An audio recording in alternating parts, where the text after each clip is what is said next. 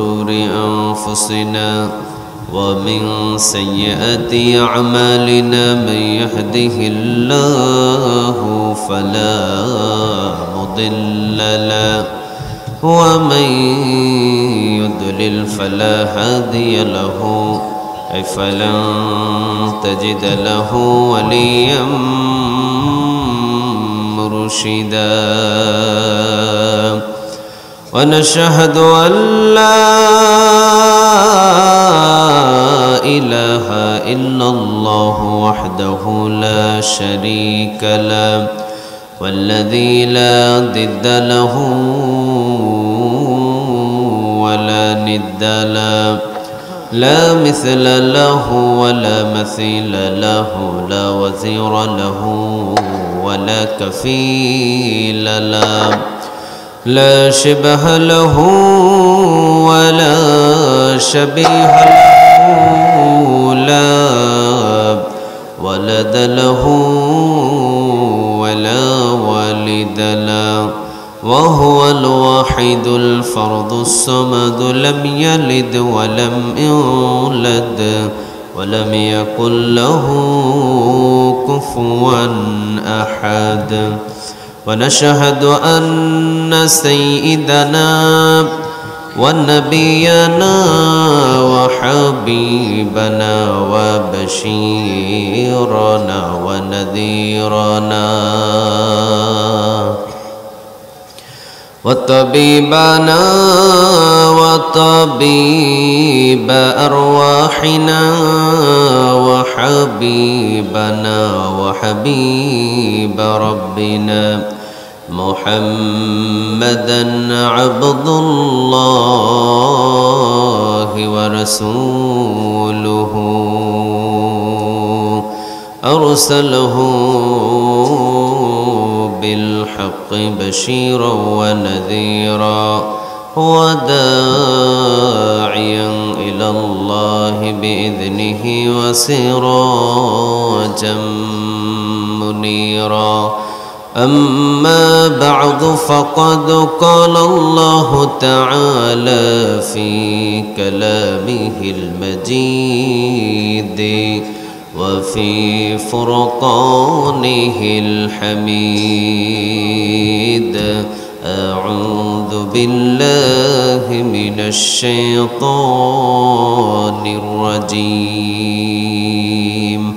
بسم الله الرحمن الرحيم إن الله وملائكته يصلون على النبي يا أيها الذين آمنوا صلوا عليه وسلموا تسليما اللهم صل على محمد قرن اللهم صل على محمد وعلى آل محمد كما صليت على إبراهيم وعلى آل إبراهيم إنك حميد مجيد اللهم بارك على محمد وعلى آل محمد كما باركت على إبراهيم وعلى آل إبراهيم إنك حميد مجيد لا إله إلا الله لا إله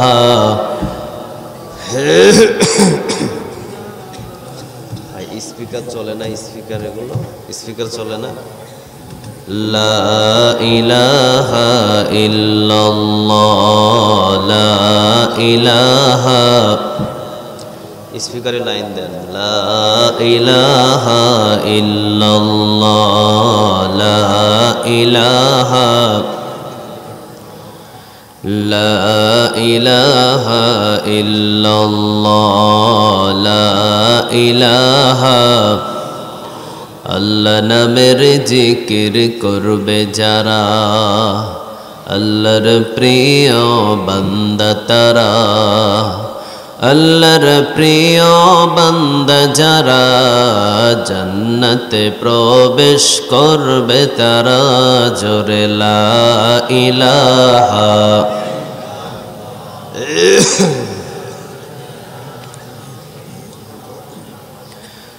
লা ইলাহা ইল্লাল্লাহ লা ইলাহা লা ইলাহা ইল্লাল্লাহ লা ইলাহা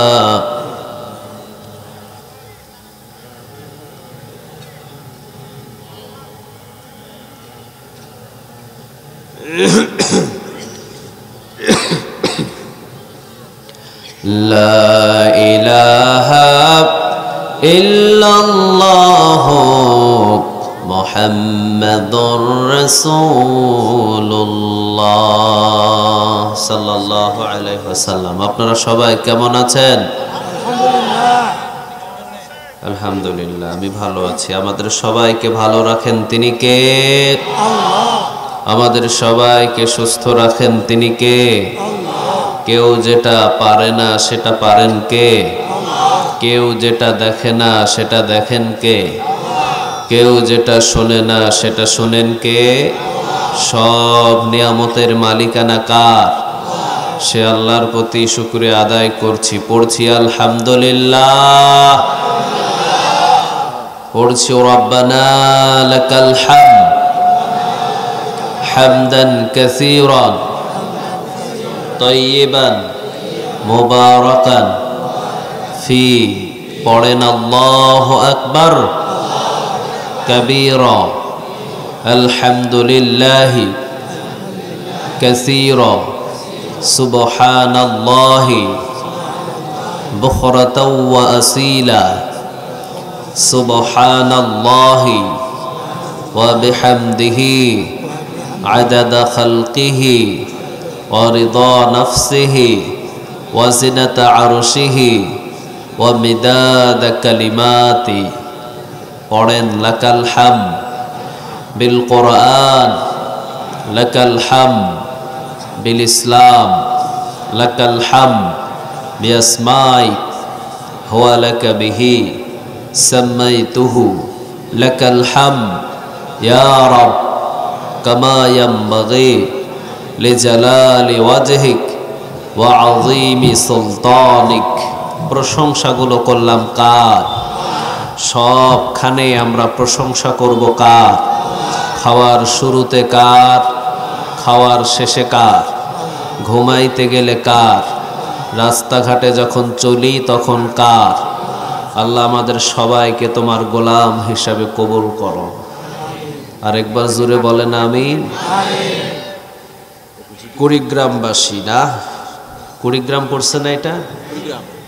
কুড়িগ্রাম ভুরুঙ্গামারি, মানে আপনারাই শেষ, মরলে আপনারাই মরেন, আপনাদের সাথে মরার আর কেউ নাই। ভুরুঙ্গামারি একবারে শেষ প্রান্ত পড়ে গেছে, বর্ডার এলাকা, ঠিক না? একটু তাকাইলেই আপনারা মুদিকে দেখতে পাবেন, একটু তাকাইলেই এই উল্লুক্কা পাঠাকে আপনারা দেখতে পাবেন। যেই পাঠা ইসরায়েলের পক্ষে কথা বলেছে, এই পাঠা বলেছে ইসরায়েলের পক্ষে যা করার তাই করব। এই পাঠার সাথে আমাদের কোনো সম্পর্ক নাই। ইমানি দায়িত্ব নিয়ে আমরা বলছি, এই পাঠার সাথে আমাদের কোনো সম্পর্ক থাকতে পারে না, ঠিক না বে ঠিক? অথচ ওই পাঠায় বাংলাদেশে আসলে তাকে রিসিপশন দেওয়া হয়, লক্ষ লক্ষ কোটি টাকা ব্যয় করা হয়, যেগুলো আপনাদের এই ভুরুঙ্গা মারির সমস্ত মানুষের রক্তের ট্যাক্সের টাকা, ঠিক না ঠিক?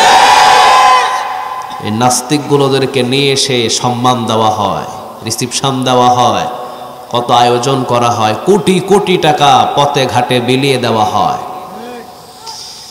বুঝ নেই আমার বাংলাদেশের কিছু মানুষের, ওই নাস্তিকদের সাথেই হাত মিলিয়ে চলছে তারা। আমাদের বাংলাদেশে দরকার কাবা ঘরের ইমামদের, ঠিক না ঠিক? দরকার বাইতুল মুকাদ্দাস ইমামদের, ওনারা যদি পা রাখে আর দোয়া করে সেই দোয়ায় আমরা কাম্য করি, ঠিক না ঠিক? কিন্তু মোদির দরকার এই বাংলাদেশে, আরো জোরে বলেন এই বাংলাদেশে নাই। তা আপনারা কেমনে পড়বো, কেমনে কি করব? হ্যাঁ, ছোট পোস্টার রাখতে পারেন নাই, স্টেজে তো ছোট পোস্টার লাগে, দিতে দিতে সব দিয়ে ফেলছে, এখন যেটা কামের এইটাই নেই, ঠিক না? হ্যাঁ, খুব সুন্দরভাবে আয়োজন করেছেন।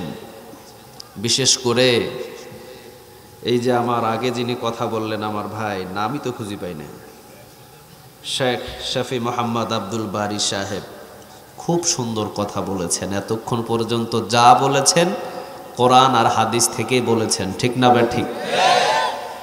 খুব সুন্দর কথা বলেছেন। বিশেষ করে আমি যতটুকু দেখেছি ধৈর্য নিয়েই বেশি কথা বলেছেন তিনি, অত্যন্ত গুরুত্বপূর্ণ আলোচনা করেছেন। রাসূল একই সাথে দুইটা কথা বলতেন। কয়টা? একটা বলতেন ইন্নাল্লাহা লা ইউহিব্বুয যালিমিন, আল্লাহ জুলুমকারীদের পছন্দ করে। একই সাথে আরেকটা বলতেন ইন্নাল্লাহা মা'আস সাবিরিন, সবরকারীদের, ধৈর্যশীলদের ভালোবাসেন তিনি কে? আল্লাহ। তো খুব চমৎকার কথা বলেছেন আমার প্রিয় ভাই। আমার ভাইয়ের কথাগুলোকে আল্লাহ তুমি কবুল করো, আমরা বলি আমিন। আমাকে কথা বলার একটু সুযোগ করে দেওয়া হয়েছে, তবে হুবহু আজহারি কণ্ঠে এটা লেখাটা আমি পছন্দ করছি না। যদিও শেখ শফি মোহাম্মদ আব্দুল বারী ভাইয়ের সাথে আমার কথা হয়েছে যে এটা কেন দিয়েছে, ভাই বলেছেন যে এটা যতটুকু দিয়েছে আসলে বেশি আবেগ দেখিয়ে দিয়েছে। তবে আমরা তো মনে করি ডক্টর মিজানুর রহমান আজহারি উনি এক পিসই আছেন, দ্বিতীয় পিস আর নেই। বাংলাদেশে আজ থেকে 50 থেকে 52 বছর আগে তাফসিরুল কোরআন মাহফিলে যার তাফসির বেজে উঠত, ওই আল্লামা একজনাই আছে, দ্বিতীয় কফি আর পৃথিবীতে আসবে না। কারণ তিনি যেখানেই পা রেখেছেন সেখানেই কোরআনের সৈন্য বেড়েছে, ঠিক না ঠিক? তিনি যেখানে পা রেখেছেন সেখানে ফসল ফলেছে, আগাছা সব মরে গেছে। আগাছা মর্ত বিধায় তো তাকে 13 বছর অন্ধকারাগারে বন্দী রাখা হয়েছিল। বাঘ বাঘই থাকে, বাঘ কখনো বিড়াল হয় না। 13 বছর পর যেদিন বাহির হয়েছেন সেদিন বাঘের মতোই বাহির হয়েছে, পুরা জমিনটা কম্পমান হয়েছে, ঠিক না বেঠে? এটাই কোরআন, এটাই কোরআনের শক্তি। যে কোরআনের পক্ষে থাকবে তার শক্তি বাড়াবেন তিনি কে? তার জনপ্রিয়তা বাড়াবেন তিনি কে? একজন রাসূল কোরআনের দাওয়াত দেওয়া শুরু করলেন, সবাই পিছু নিল, রাসূল সামনে আগালেন। সুবহানাল্লাহ বলবেন না? রাসূল ঘরের ভিতরে কোরআন পড়েন,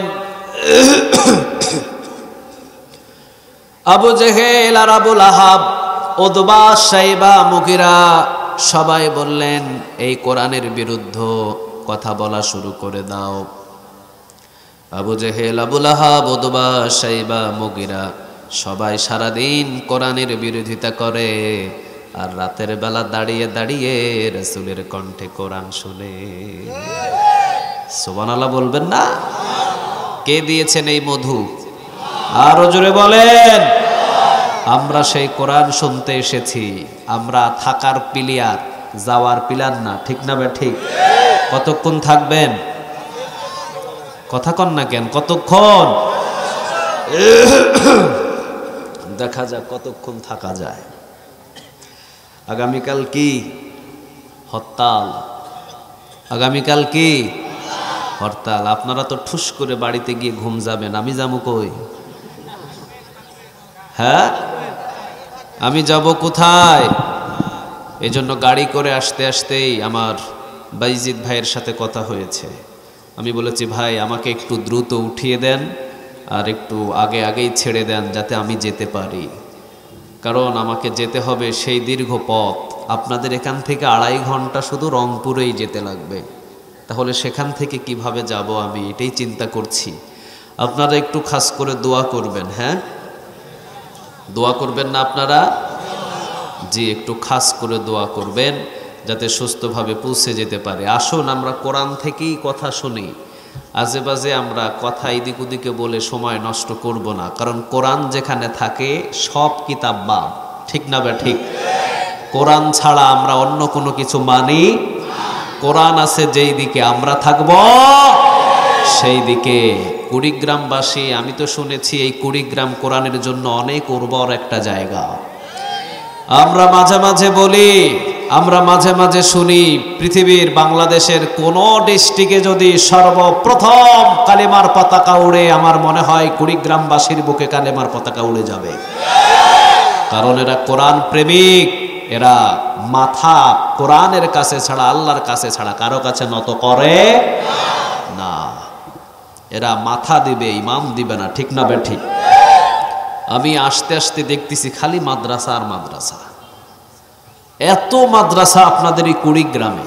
আলহামদুলিল্লাহ বলবেন না? মাদ্রাসাগুলো কার ঘর? মুহাম্মদ সাল্লাল্লাহু আলাইহি ওয়াসাল্লাম। আর মসজিদ কার ঘর? মান বানা লিল্লাহি মসজিদান বানাল্লাহু লাহু বাইতান ফিল জান্নাহ। রাসূল বলেন, আল্লাহর জন্য কেউ যদি একটা মসজিদ বানায়, আমি আল্লাহ তার জন্য একটা জান্নাতে ঘর বানায় দিব। বাইজিদ ভাই কই আছে নাকি এখানে? হ্যাঁ বাইজিদ ভাই, মসজিদ কে বানাইছে? এটা ওনার বাবা। আলহামদুলিল্লাহ। এটার সাথে আপনি মৃত্যু পর্যন্ত থাকবেন। আপনার মতো মানুষ এগুলো জায়গার একটা নিয়ামত, ঠিক না ভাই ঠিক? এই যে এত মানুষগুলো এসেছেন, আপনার বাবা অন্ধকার কবর থেকে শুধু দেখছেন আর মুস্কি মুস্কি হাসছেন। সুবহানাল্লাহ বলেন। আমার বাইজিদ ভাইয়ের জন্য খাস করে দোয়া করি, আল্লাহ যেন তাকে দিনের খাদেম হিসাবে কবুল করে। আমরা বলি আমিন। আমি তো প্রথম দেখাই মনে করছি বাইজিদ ভাই মনে কোনো মাদ্রাসার প্রিন্সিপাল হবে। প্রথম দেখাই মনে করেছিলাম আমি। চেহারা সুরত খুব সুন্দর, হজ করেছেন 2 বার, আল্লাহ আরো যাওয়ার তৌফিক দান করুক। বলেন না আমিন? বাইজিদ খুব পরিচিত একটা নাম, ঠিক না বে ঠিক? খুব পরিচিত একটা নাম, যে মায়ের খেদমত করে সুলতানুল আরিফিন হয়ে গেছে। আলহামদুলিল্লাহ বলবেন না? মা বলেছিল একটু পানি খাবো বাবা, একটু পানি খাওয়া। ও দেখছে ঘরের ভিতরে পানি নেই, ইতিহাসের পাতা থেকে এক ঘটনা পাওয়া যায়। ও দেখছে ঘরের ভিতরে পানি নেই, ও বলছে মা পানি চেয়েছে, বাহির থেকে দূর থেকে পানি আনতে দেরি হয়েছে, মা ঘুমিয়ে গেছে।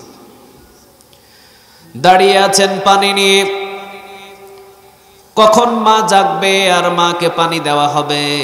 তাকিয়ে দেখছেন মায়ের ঘুম ভাঙে না। মা ডান দিক থেকে বাম দিকে হয়, বাম দিক থেকে ডান দিকে হয়।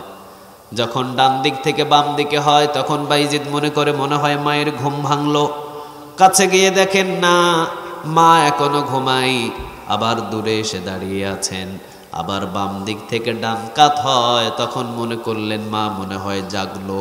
আবার চোখের কাছে গিয়ে দেখেন না, এখনো ঘুমাই। পানি নিয়ে দাঁড়ালো, আজান, ফজরের আজান ভেসে আসলো, আসসালাতু খায়রুম মিনান নাওম। সাথে সাথে মায়ের ঘুম ভাঙলো। দেখেন দরজার সাথে বাইজিদ দাঁড়িয়ে আছেন। মা বললেন, বাবা তুমি দাঁড়িয়ে আছো কেন? বাইজিদ বললেন, মা আপনি গভীর রাতে পানি চেয়েছিলেন, আপনি পানি চাওয়ার সাথে সাথেই আমি ঘরের ভেতরে দেখেছি পানি নাই, দূর থেকে পানি আনতে দেরি হয়েছে। বাবা পানি আনতে দেরি হয়েছে, তাহলে তুমি পানিটা রেখে আমার পাশে ঘুমাও নাই কেন? বাইজিদ বলছে, মা পানি আনতে দেরি হলো, দেখলাম আপনি ঘুমিয়ে পড়লেন, আপনার ঘুম কখন ভাঙবে? আর আমি যদি আপনার পাশে ঘুমিয়ে যাই, আপনাকে আমি পানি দিব কিভাবে? এই জন্য আমি তাকিয়ে আছি আপনার চোখের দিকে, কখন আপনার ঘুম ভাঙবে আর তখনই আমি আপনার সামনে পানি দেব। মায়ের মন খুশি হয়ে গেল। মায়ের মন খুশি করতে সন্তানের বেশি কিছু লাগে না, ঠিক না বে ঠিক? শাশুড়িকে খুশি করতে সারা পৃথিবী লাগে, শ্বশুরকে খুশি করতে সারা পৃথিবী লাগে, আর মা আর বাবাকে সারা পৃথিবী লাগে না। মা বলে ডাক দিলে মায়ের কলিজা শান্ত হয়ে যায়, ঠিক না বে ঠিক? 10 টাকার পান নিয়ে গেলেই মা খুশি হয়ে যায়। আর শ্বশুর শাশুড়ির বাড়িতে যাবেন, মিষ্টি যদি কম হয় কয় জামাই ভালা না, ঠিক না বেঠি? আপনাদের এলাকায় নাই? হ্যাঁ, আপনাদের এলাকায়ও আছে। শ্বশুর শাশুড়ি তো কখনো আপন হতে পারে, তবে শ্বশুর শাশুড়িকে সম্মান করবেন, এদেরকে আবার এদের সামনে বেয়াদবি করা যাবে না, সম্মান দেখাতে হবে। তবে মা বাবার মতো কি হবে? কথা কন না কেন? বাইজিদকে মা টান দিয়ে নিয়ে কম্বল মুড়ে দিয়ে ঘুম পাড়িয়ে দিলেন। মা ফজর নামাজের সেজদায় চলে গেলেন। সেজদায় গিয়ে দোয়া করলেন, আল্লাহ আমার এই বাইজিদকে তুমি বিশ্বের ভিতরে বড় আলেম বানাও, বড় দাঈ বানাও, বড় জ্ঞানের ভান্ডার বানাও। কবুল করে নিলেন তিনি কে? এই জন্য খুব পরিচিত একটা নাম। আমার বাইজিদ ভাইকে আমার খুব ভালো লেগেছে, আল্লাহ তাকে কোরআনের জন্য কবুল করুক, আমরা বলি আমিন। আপনাদের প্রতিষ্ঠানটা একবারে সাজানো, মসজিদ মাদ্রাসা, মসজিদ মাদ্রাসা, আলহামদুলিল্লাহ বলে। আপনারা সবাই এই গ্রামের নাকি দূরের থেকেও এসেছেন? দূর দূরান্ত থেকে এসেছেন না? আচ্ছা, হাত নামান, দেখাতে হবে না। অনেক দূর থেকে এসেছেন কোরআন শোনার জন্য। যারা একটা কদম দেয় আল্লাহ রহমত তার পিছু লাগিয়ে দেয়, সুবহানাল্লাহ বলেন। কোরআন শুনতে যারা আসে তারা কার গোলাম? আরো জোরে বলেন, কার? কোরআন শুনতে যারা আসে তাদের প্রতি কদমে কদমে নেক জমা করে দেয় তিনি কে? কিয়ামতের ময়দানে এই কোরআনের ময়দানটা সাক্ষ্য হয়ে দাঁড়িয়ে যাবে, একটা ওসিলাই আমাদের মাফ করে দিতে পারেন তিনি কে? কে ওসিলা খুঁজবে? আরো জোরে বলেন। আল্লাহ বলবে, দেখি তোর কোনো ওসিলা পাওয়া যায় কিনা। একটা ওসিলার বিনিময়ে হাজার বান্দাদের আল্লাহ মাফ করে দেবে, কারণ আমাদের ভালোবাসেন তিনি কে? আরো জোরে বলেন, আল্লাহ। কোরআন শুনতে এসেছেন, এখানে কোনো লস হয় নাই, সারা রাত বসে থাকলে বরং লাভই হবে, ঠিক না বে ঠিক? যদি মমতাজের গান শুনতেন সেকেন্ডে সেকেন্ডে গুনাহ হতো। কথা কন না কেন? গান বাজনা বন্ধ হবে, কোরআনের মাহফিল চালু হবে ইনশাআল্লাহ। যাত্রা গান আগের মুরব্বীরা শুনতো, এখন আছে নাকি? কথা কন না কেন? কোরআনের দাওয়াত বাড়ছে, মাদ্রাসা বাড়ছে, মসজিদ বেড়েছে। বুঝতে হবে আগামীর দিন কোরআনের দিন, ঠিক না বেঠি? এই কোরআনটাকে ঠেকিয়ে রাখার পৃথিবীর কারো ক্ষমতা নেই। গতকাল একটা মাহফিল করেছি, এই মাহফিলের অনুমতি দেওয়ার পরেও আবার তাদেরকে রাতের 2টা পর্যন্ত থানায় বসায় রাখছে। কেন বসায় রেখেছে? তাদেরকে বলছে মাহফিল হবে না, বন্ধ করে দেন। ইতিহাস সাক্ষী আছে, স্বাধীনতার পর থেকে যত কোরআনের মাহফিল হয়েছে একটা মাহফিলে মারামারি হয় নাই, ঠিক না বেঠি? রাতের বেলা বসে আছে মাটির উপরে, নিজের পকেটের টাকা খরচ করে কোরআনের মাহফিলে এসেছে, ঠিক না বেঠি? কোনো বিরিয়ানির প্যাকেট নাই, কোনো ধরনের 500 টাকা বকশিশ নাই, যেগুলো বকশিশ দেওয়া হয়েছে গণজাগরণ মঞ্চে। টাকা দিয়ে, বিরিয়ানির প্যাকেট দিয়ে গণজাগরণের মঞ্চে মানুষদের হাজিরি করা যায় না, ঠিক না বেঠি? ওদের চোখ খাড়া হয়ে যায় কোরআনের মাহফিলের মানুষ দেখলে, চোখ খাড়া করে থাকে এইভাবে। এত লম্বা সময় তাদেরকে বসিয়ে রেখে কোন রকম বলেছে মাহফিল করেন, তবে কোনো কথা বলা যাবে না, খালি কবরের নিচের ওয়াজ করে চলে যেতে বলবে। বেটা, কবরের ওয়াজ তো কবরের নিচের ওয়াজ, নিচের ওয়াজ দরকার না উপরের ওয়াজ দরকার? সারা জীবন যদি আপনি সুদ খান, সুদ খাওয়ার পর কবরে যান, তখন যদি সংশোধন করতে চান লাভ হবে? কথা বলেন, লাভ হবে না। কবরের নিচের ওয়াজ, মাটির নিচের ওয়াজ করলে কোনো অসুবিধা নাই, চাকরি থাকবে। মাটির উপরের ওয়াজ করলেই চাকরি যাবে।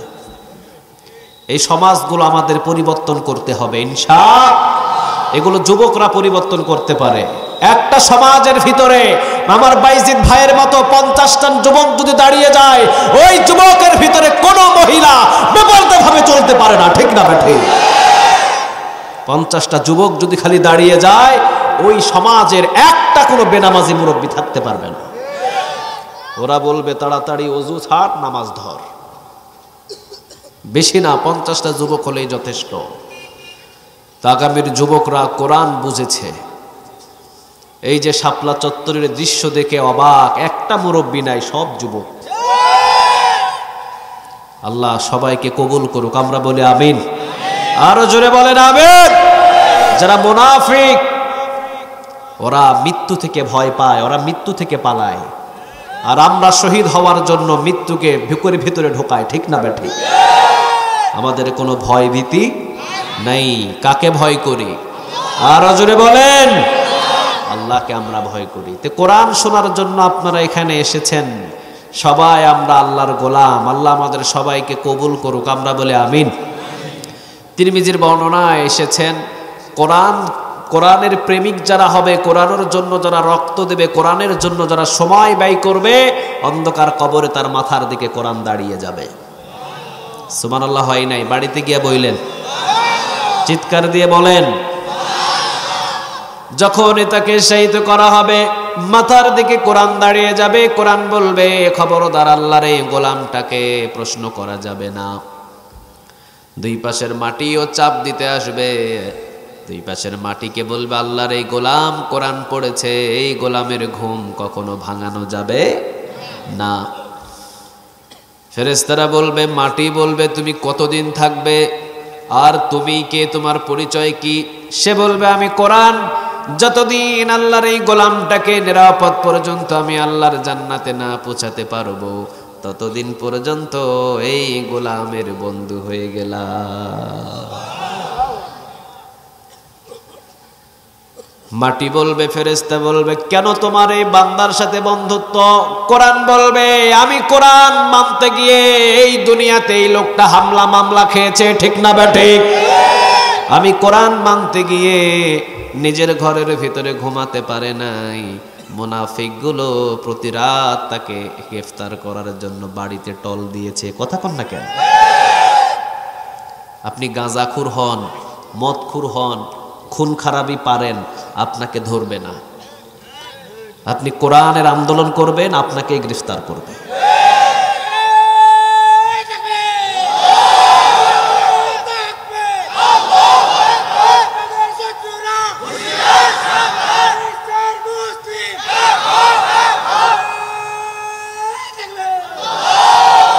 আল্লাহ তুমি কবুল করো। আরেকবার জোরে বলেন আমিন। কোরআন বলবে না, আল্লাহর এই গোলাম জমিনের ভিতরে যারা আমি কোরআনকে মেনেছে, অসংখ্য কষ্ট দিয়েছে তাদেরকে, রাতের পর রাত নিজের ঘরে ঘুমাতে পারে নাই, অন্ধকার কারাগারে রাত কাটিয়েছে, ঠিক না বেঠি? কোরআন বলবে, আজকে অন্ধকার কবরে এসেছে, আল্লাহর এই গোলামের ঘুম ভাঙানো যাবে না। যতদিন পর্যন্ত না জান্নাতে না যাবে, ততদিন পর্যন্ত কোরআন আমি তার মাথার পাশে বসে রইব। এই জন্য আমরা কোরআন মানতে পারি, এই জন্য সফল, ঠিক না বেঠিক? কোরআন যারা ভুলে গিয়েছে, তাদের হায়াত আর তাদের জিন্দেগি বরবাদ হয়েছে। কথা কর না কেন? আর কোরআনের জন্য যারা রক্ত দিয়েছে, জীবন দিয়েছে, কোরআনের পক্ষে কাজ করে যাচ্ছে, তাদের জিন্দেগিটা সফল জিন্দেগি। আলহামদুলিল্লাহ বলেন। তাহলে আমরা একটা কিতাব থেকে এখানে কথা শুনতে এসেছি। কিতাবটার নাম কি বলেন? আরো জোরে বলেন। কোনো কিতাবের শত্রুতা নাই, শুধু এই কোরআনের শত্রুতা পৃথিবীতে, ঠিক না বেঠিক? কোনো কিতাবের শত্রুতা নাই। আপনি গীতা পাঠ করেন, কোনো বাধা আসবে না। আপনি অন্য ধর্মের একটা আয়োজন করেন, কোনো বাধা আসবে না। কিন্তু কোরআনের কথা বলবেন, দেখবেন যে সেখানে 144 ধারা জারি হয়, ঠিক না বেঠিক?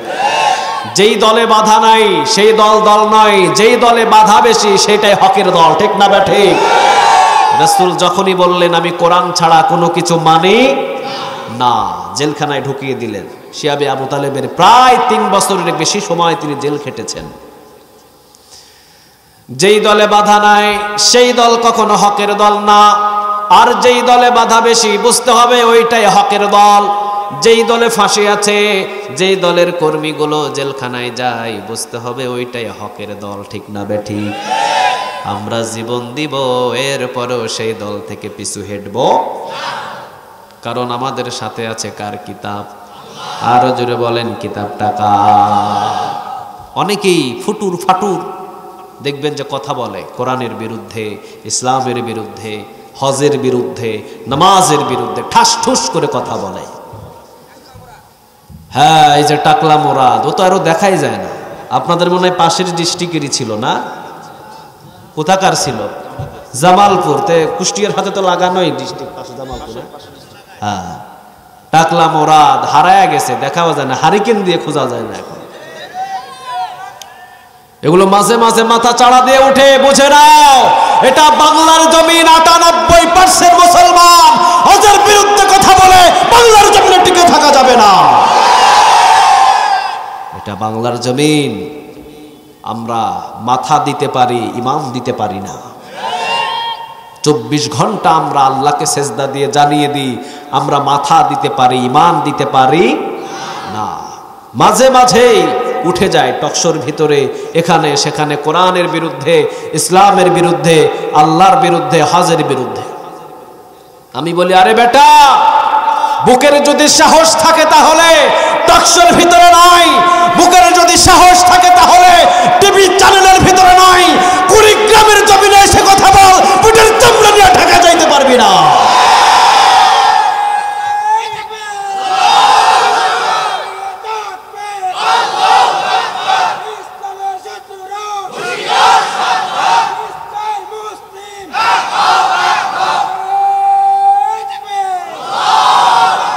আল্লাহ আমাদের সবাইকে কবুল করুক, আমরা বলে আমিন। আর জোরে চিৎকার দিয়ে বলেন আমিন। আমার বাংলাদেশের কিছু কপাল পোড়া আছে, ফিলিস্তিনের পক্ষে কথা না বলে ওরা কথা বলছে ইসরায়েলের পক্ষে। মাম্মাশা মা যালিমিন লিইউকাউবিয়াহু ওয়া হুয়া ইয়ালামু ইন্নাহু যালিমুন ফাকাদ খারাজা মিনাল ইসলাম, রাওয়াহুল বাইহাকি। রাসূল সাল্লাল্লাহু আলাইহি সাল্লাম বলেছেন, মাম্মাশা মা যালিমিন লিইউকাউবিয়াহু ওয়া হুয়া ইয়ালামু ইন্নাহু যালিমুন। কেউ দেখছে এই লোকগুলো জুলুমবাজ, দেখার পরেও ওই জুলুমদের পক্ষেই কথা বলে, ফাকাদ খারাজা মিনাল ইসলাম, সে ইসলাম থেকে খারিজ হয়ে যায়, সে আর মুসলমান থাকে না, সে ইসলাম থেকে খারিজ, সে মুসলমান নাই। ইসরায়েল আজকে নতুন না, যুগে যুগের, বছরের পর বছর এই ফিলিস্তিনের উপরে জুলুমবাজ করছে, ঠিক না বেঠিক? আর তুমি কোথাকার কে আইছো, তুমি ইসরায়েলের পক্ষে কথা কও? ফিলিস্তিন এটাই হবে কিয়ামতের ময়দান। এরা একদিন বিজয় টেনে নিয়ে আসবে, এদেরকে ঠেকানোর মতো পৃথিবীর কারো ক্ষমতা থাকবে না।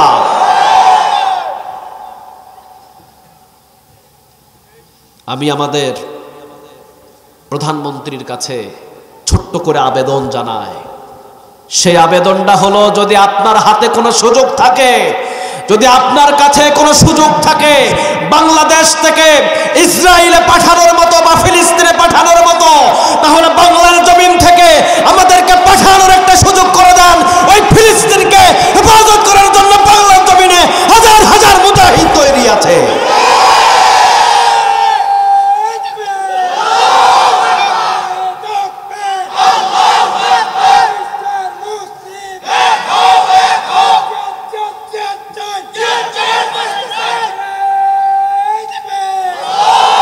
আল্লাহ তুমি কবুল করো, আরো জোরে বলেন আমিন।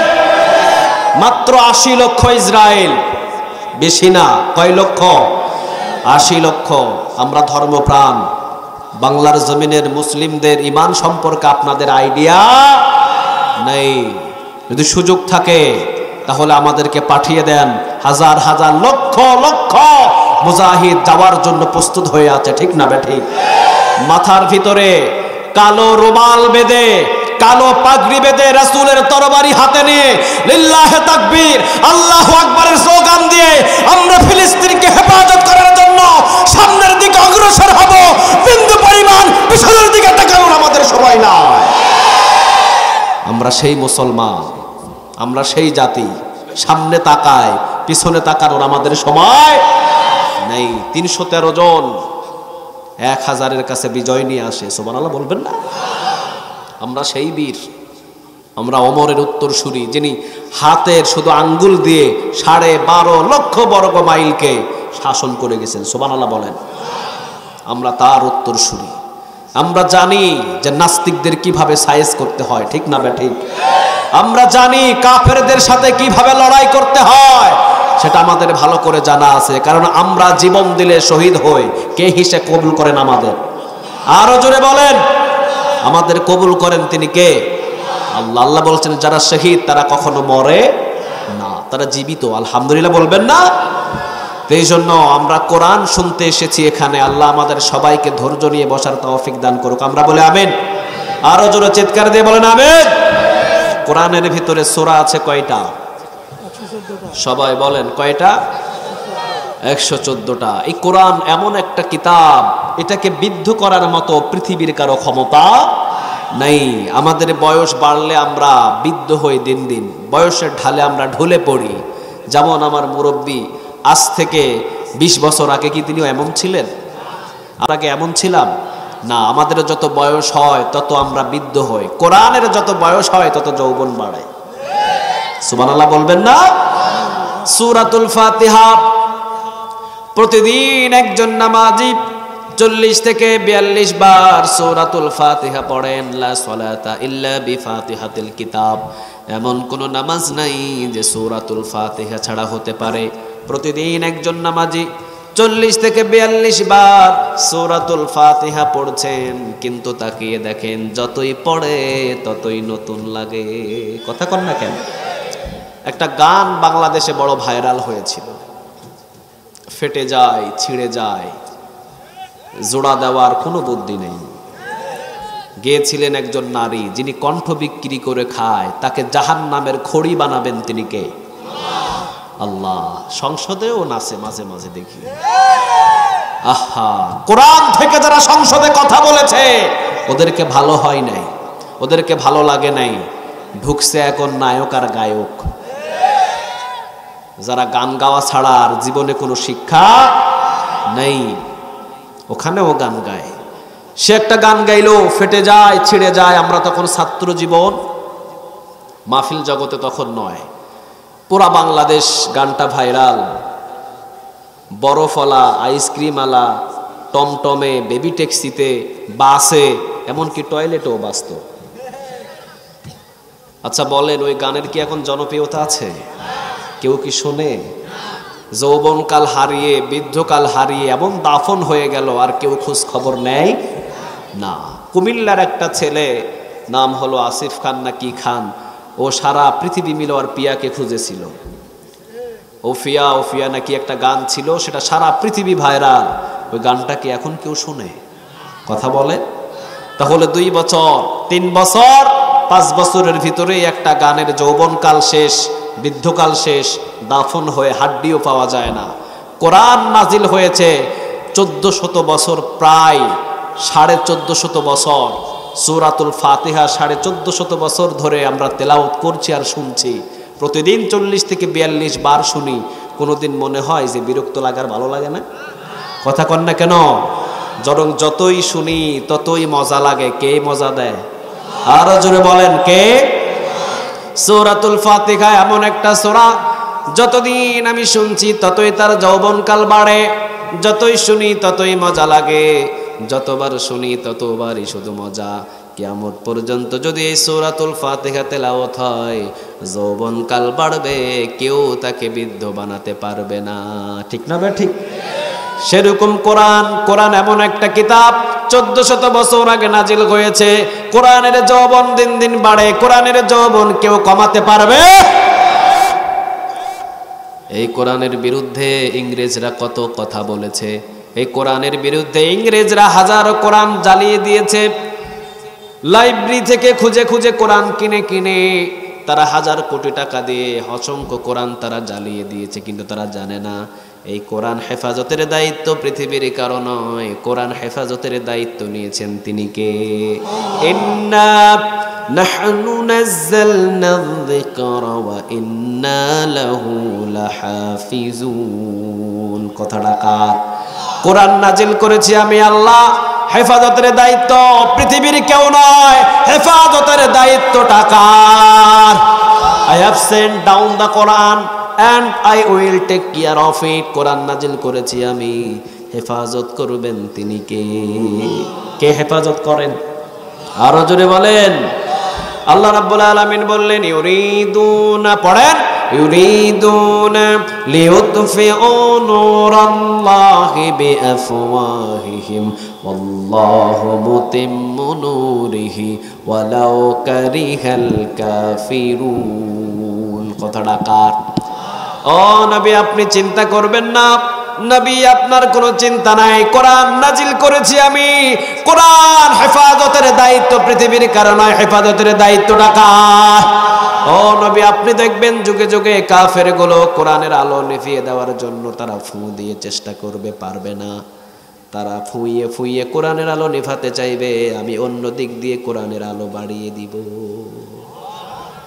কে বলেছেন? যদি আগুন লেগে ধ্বংস হয়ে যায়,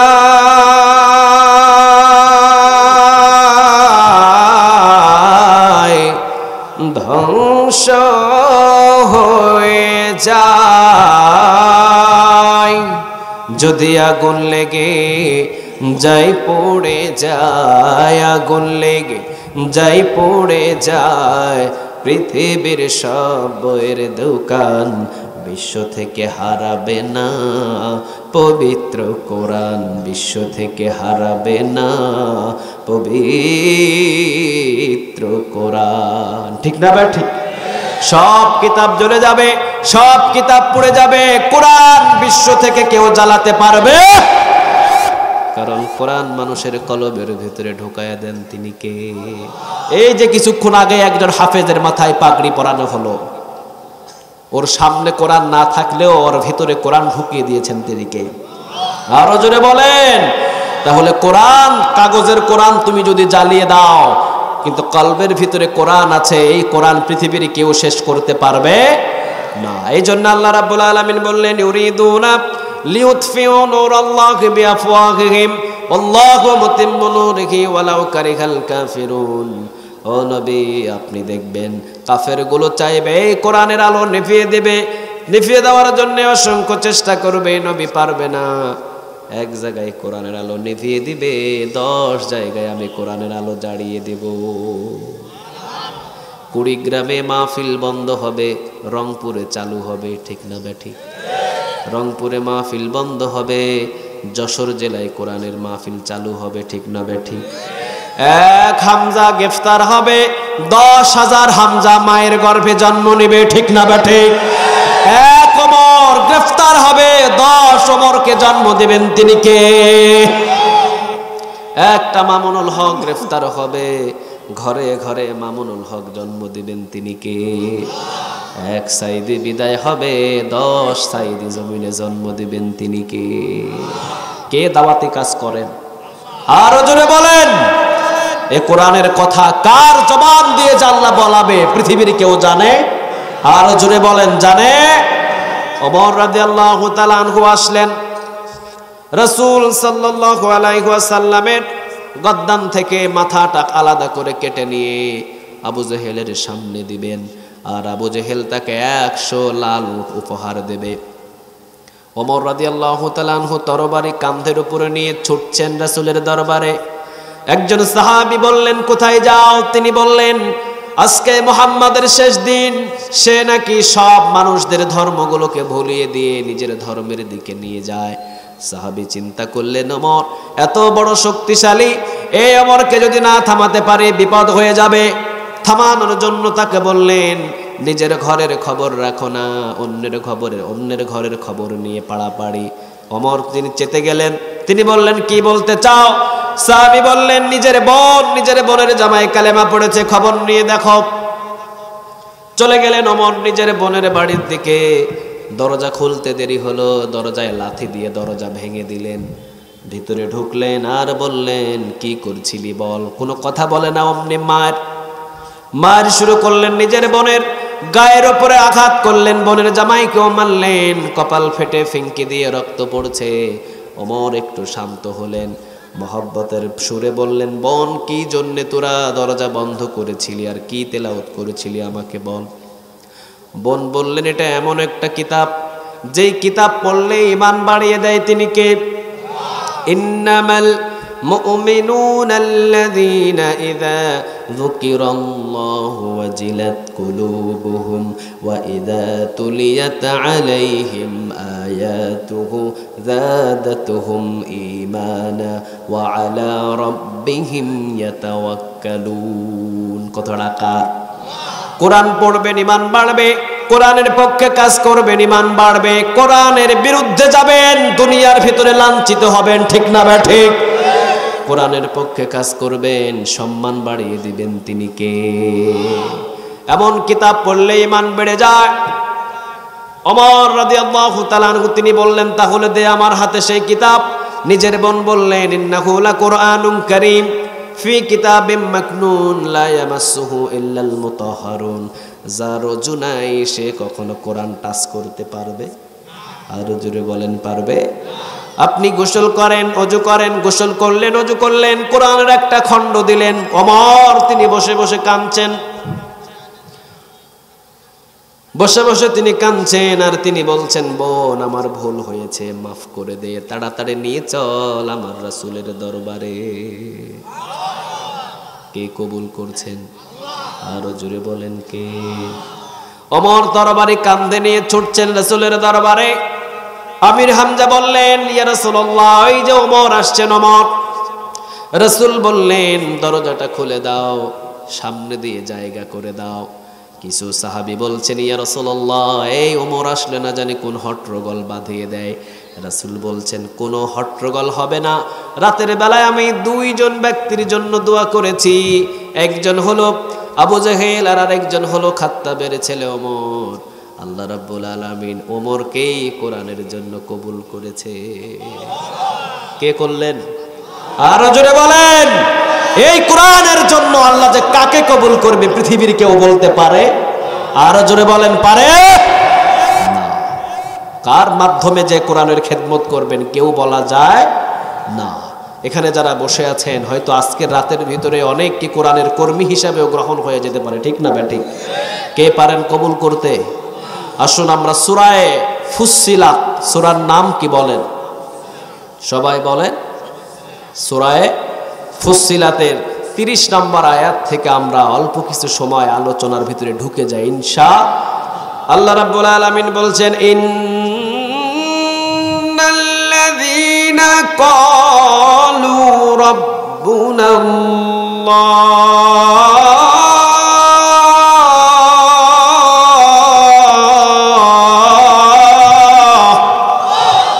ইন্নাল্লাযীনা ক্বালু রাব্বুনাল্লাহ, নিশ্চয় আমি আল্লাহ রাব্বুল আলামিনকে যারা রব হিসাবে মেনে নেয়, আমাদের রব কে? আরো জোরে চিৎকার দিয়ে বলেন, কে? আমাদের রব কয়জন? আরো জোরে বলেন। ঢাকা শহর থেকে কয়েকদিন আগে আমি একটা ফরিদপুর মাহফিলে রওনা দিয়েছি। একজন হিন্দু ভাইয়ের সাথে দেখা, ওনার সাথে গল্প করতে করতে উনি আমাকে বলছেন, আপনি কি ইসলাম ধর্মের পণ্ডিত?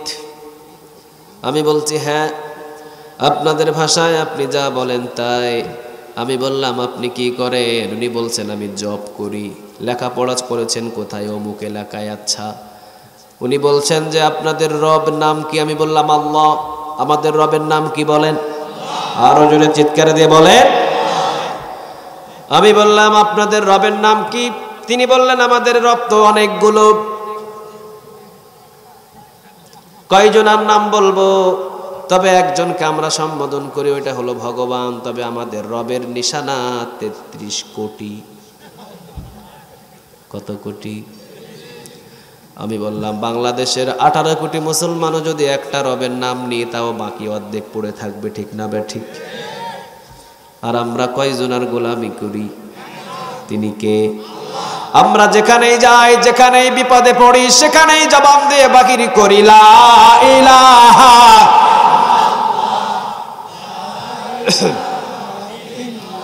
লা ইলাহা ইল্লাল্লাহু মুহাম্মাদুর রাসূলুল্লাহ সাল্লাল্লাহু। তিনি অবাক হয়ে তাকিয়ে আছেন। আমি বলছি, 33 কোটির ডাকেন কেমনে? কয়, ডাকি না, বছরে একবার। বছরে কয়বার? একবার। ওই পূজার সময় যাই, নম নম করে আসি, শহরেই থাকি। আমি জানি না যে আমি কোন ধর্মের মানুষ। বছরে কয়বার ডাকে?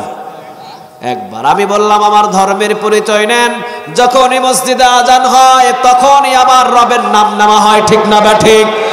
যখনই মসজিদে আজান হয় তখনই আমরা মসজিদের দিকে ছুটি। আমরা একজন মুসলমান প্রতিদিন 40 থেকে 42 রাকাত নামাজ পড়ি কার জন্য? আরো জোরে বলেন। 80 থেকে 82টা সিজদা দিয়ে আমাদের রবকে প্রতিদিন আমরা বলি আলহামদুলিল্লাহি রাব্বিল আলামিন আর রহমানির রহিম মালিকি ইয়াউমিদ্দিন ইয়্যাকা না'বুদু ওয়া ইয়্যাকা নাস্তাঈন ইহদিনাস সিরাতাল মুস্তাকিম। কার কথা? আরো জোরে বলেন, কার?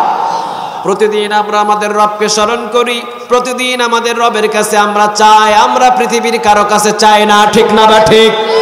তিনি মাথাটাকে নত করে আছেন, তিনি বলছেন আমিও জানি বিশ্বের ভিতরে সবচাইতে সুনামধন্য ধর্ম হলো মুসলিম, ঠিক না বা ঠিক? কিন্তু কি করব হুজুর, বিশ্বাস হয় আমাদের ধর্মটা সঠিক ধর্ম।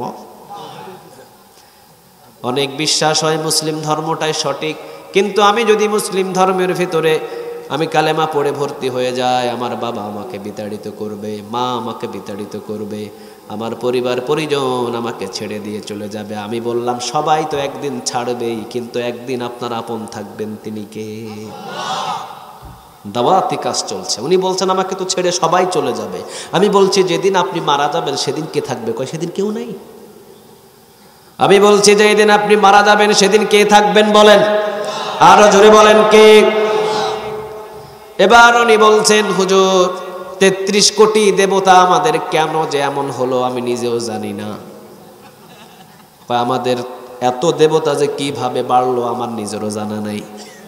আমি এবার তাকে বললাম শোনেন, আপনাদের দেবতার সংখ্যা কিভাবে বেড়েছে? যে গাভী একটু বেশি দুধ দেয় মনে করে এই গাভীর উপরে আমার রব ভর করছে, এটাই আমার দেবতা। যে গাছ একটু বেশি ফল দেয় তাদের ধর্মটা এতটাই লাজুক ধর্ম। যেই গাছ থেকে একটু বেশি ফল পাওয়া যায় মনে করে এই গাছের উপরে আমার দেবতা ভর করেছে, এটাই আমার দেবতা। যেই হাঁস একটু বেশি ডিম দেয় মনে করে যে এটা সাধারণ হাঁস না, এটা আমার দেবতা। অসংখ্য দেবতা তারা বানিয়েছে, বানাইতে বানাইতে 33 কোটি। কত কোটি? 33 কোটি। আমি বললাম আপনাদের 33 কোটি দেবতা, সব দেবতাই নাম জানি, কিন্তু একটা দেবতাও কামের দেবতা না। একটা দেবতাও কামের দেবতা না। সব দেবতা যারা বসে আছেন কোনো কিছু করতে পারে না, সব করেন একজন, তিনি কে বলেন? আরো জোরে বলেন। আসমান থেকে বৃষ্টি দেয় কে? জমিন থেকে ফসল দেয় কে? আমাদের সবাইকে রিজিক খাওয়ান কে? এই হাত দিয়েছেন কে? চোখ দিয়েছেন কে? নাক দিয়েছেন কে? আবার আমাদের মৃত্যু দেবেন কে? এবার উনি চুপ হয়ে বসে আছে। আমি বললাম আচ্ছা বলেন তো দেখি আপনাদের দেবতা আপনাদের কি দেয়? কয় জানি না। কি দেয়? জানা নাই। আমি বললাম শোনেন আপনাদের দেবতা সম্পর্কে একটা ঘটনা বলি। উনি বলছেন বলেন। আমি বললাম ঢাকা ঢাকেশ্বরী মন্দির চিনেন? কয় হ চিনি। ঢাকা ঢাকেশ্বরী মন্দির চিনেন আপনারা? চিনি। অনেক বড় এই মন্দিরটা, ঢাকা ঢাকেশ্বরী একটা মন্দির আছে। ওই মন্দির থেকে একটা অনেক বড় একটা মন্দির আছে সেখানে। সেই মন্দিরের গলার ভিতরে 100 ভরি স্বর্ণের চেন সেখানে দেওয়া ছিল, তাকে সাজানো ছিল। 100 ভরি স্বর্ণের চেন এই দেবতার গলায় ছিল ঢাকা ঢাকেশ্বরী মন্দিরের ভিতরে। স্বর্ণ আর সম্পদ দেখলে মরা মানুষও হাত বাড়ায়। দেবতার গলায় 100 ভরি স্বর্ণের চেন ছিল এই ঢাকা ঢাকেশ্বরী মন্দিরের ভিতরে। হঠাৎ রাতের বেলা অন্ধকারে এই মন্দিরের ভিতরে, এই ঢাকা ঢাকেশ্বরী মন্দিরের এই বড় দেবতার গলা থেকে 100 ভরি স্বর্ণের চেন চুরি হয়ে গেল, কিন্তু একটা দেবতা টের পেল না কে নিল। এখন বলেন তো এই দেবতা কি কামিলা নাকি অকামিলা? এই দেবতা দিয়ে কোনো কাম হবে? আরো জোরে বলেন, কোনো কাম হবে? আমি বলি আপনি যদি সাগরের মধ্যখানে ডুবেও যান, পানি খেতে খেতে যদি দুনিয়া থেকে বিদায় নেন, ওই দেবতা আপনাকে বিন্দু পরিমাণ সহযোগিতা করতে পারে না, ঠিক না বেঠে? কে করেন? আরো জোরে বলেন কে? আমি তাকে একটা ঘটনা শোনালাম, ভারতবর্ষের একটা ঘটনা। একজন মূর্তি পূজারী ছিল, সে নিজে একটা মূর্তি বানিয়ে তার মূর্তির নাম দিয়েছেন সামা। সামা সামা সামা সামা বলে 12 বছর পর্যন্ত একটা মূর্তিকে ডাকছেন তিনি, কিন্তু কোনোদিন এই মূর্তি তাকে সাড়া দেয়? আরো জোরে বলেন, সাড়া দেয় না। হঠাৎ করে একদিন সামা সামা বলতে বলতে জবান থেকে বাহির হয়েছে সামাদ। কি বাহির হয়েছে বলেন? কুল হুয়াল্লাহু আহাদ আল্লাহুস সামাদ লাম ইয়ালিদ ওয়া লাম ইউলাদ ওয়া লাম ইয়াকুল লাহু কুফুয়ান আহাদ। কার কথা? কার পরিচয়? সামাদ বলে যখন শব্দ তার জবান থেকে মুখ ফসকে বাহির হয়েছে, ইন দা মিন টাইম গায়েব থেকে আওয়াজ আসছে, লাব্বাইক ইয়া আব্দি। কি জন্য আমাকে ডেকেছিস গোলাম বল, কি জন্য আমাকে ডাক দিলি বল। আবার কিছুক্ষণ ডাকছে সামা সামা সামা সামা, কোনো আওয়াজ নাই। একটু পরে যখন আবার জবান থেকে বাহির হয়েছে সামাদ, সাথে সাথে আবার আসছে লাব্বাইক ইয়া আব্দি। কি জন্য ডাক দিলি বল, কি তোর প্রয়োজন আমার কাছে বল, আমার দরজা তোর মৃত্যু পর্যন্ত খোলা। সবার দরজা বন্ধ হয়, বন্ধ করেন না দরজা তিনি কে? যেদিন মনে করবেন সেদিনই যেতে পারবেন, কোনো বাধা নাই। অফিস করেন, শুরু করেছেন, 3 দিন যান নাই, অফিসের দরজা আপনার জন্য বন্ধ হয়ে যাবে, ঠিক না বে ঠিক? শ্বশুর বাড়িতে মেয়েকে বিয়ে করেছেন, শ্বশুর শাশুড়ি হয়েছে, খরচ দেন না, খবরও নেন না, তালাক নিয়ে আপনার দরজা বন্ধ করে দিবে। আল্লাহ বলেন, বান্দা কত গুনাহ করেছিস, কত হাজার গুনায় পড়েছিস, কোনো অসুবিধা নাই। যেদিন ভুলবশত আমার দিকে ফিরবি আয়, কোনো অসুবিধা নাই, সেদিন আমার দরজা খোলা, তোকে গ্রহণ করে নিব। সামাদ লাব্বাইক আব্দি, কেন ডাকলি গোলাম তুই বল? অবাক হয়ে গেলেন। 12 বছর পর্যন্ত সামা সামা বলে ডাকলাম, কোনোদিন কোনো আওয়াজ নেই। সামাদ শব্দটা বললেই গায়েব থেকে আওয়াজ আসে। কে বলে এই আওয়াজ? চলে গেলেন তিনি খ্রিস্টান ধর্মে। তাদেরকে বললেন, আপনাদের ধর্মের ভিতরে কি কোনো সামাদ নামের কোনো মূর্তি আছে? কয় না। চলে গেলেন ইহুদি, চলে গেলেন খ্রিস্টান, একের পর এক ধর্মকে তালাশ করলেন, পান নাই। চলে গেলেন একজন মসজিদের ইমামের কাছে, গিয়ে বলছেন, আপনাদের ধর্মে কি সামাদ বলে কোনো মূর্তি আছে? তিনি বলছেন, আমাদের ধর্মে তো কোনো মূর্তি নাই, তবে আমাদের রব আছে একজন। তিনি কে? তিনি বলছেন, রব আবার কেমন? ইমাম সাহেব বলছে, আল্লাহু লা ইলাহা ইল্লা হুয়া আল হাইয়ুল কাইয়্যুম লা তাখুযুহু সিনাতুন ওয়া লা নাওম। কার পরিচয়? আরো জোরে বলেন, কার? তিনি বলছেন, আমাদের রব আল্লাহু লা ইলাহা ইল্লা হুয়া আল হাইয়ুল কাইয়্যুম, আমাদের রব একজন, তিনি ছাড়া কোনো ইলাহ আমাদের কাছে। হাইয়ুল কাইয়্যুম, তিনি চিরঞ্জীব, তিনি চিরস্থায়ী, তিনি আগেও ছিলেন, এখনো আছেন, ভবিষ্যতেও থাকবেন। সবাই মারা যাবে, মরবে না কে?